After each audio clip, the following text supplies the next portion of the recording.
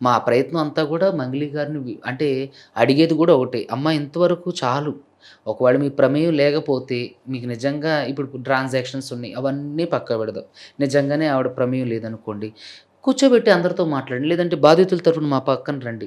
మాతో పాటు వచ్చి మాతో పాటు ఫైట్ చేయండి. హుహు. పోలీస్ స్టేషన్‌లకి రండి. అదేవిధంగా సీఎం ఆఫీస్‌లకెళ్దాం రండి. ఒక అపాయింట్‌మెంట్ ఇప్పించండి. నిజంగా మీ తప్పు లేకపోతే దర్యాప్తు సంస్థలకు అప్పగిద్దాం. మేమే ఒప్పుకుంటాం మంగ్లీ గారిది ఏ తప్పు లేదు అని. నా ఓకే. బాధితులు ఏదైతే చెప్పారో నేను అదే చెప్తున్నా.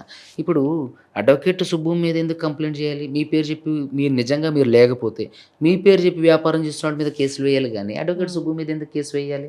ఓకే. ఇది పాయింటే కదా! సో, కాబట్టి మంగ్లీ గారిని నేను మీ వేదికగా కూడా నేను అభ్యర్థిస్తున్నాను ఏంటంటే, నిజంగా మీ తప్పు లేతే మా సైడ్ రండి. రైట్. మేమే మిమ్మల్ని భుజానికేసుకుంటాం. మీది ఏ తప్పు లేదని ఒప్పుకుంటాం. మీరు దగ్గరుండి వాళ్ళందరూ పోలీసులతోని తర్వాత ప్రైమ్ మినిస్టర్ చీఫ్ మినిస్టర్ గారిని కలవడానికెళ్దాం. మాకు సహకరించండి.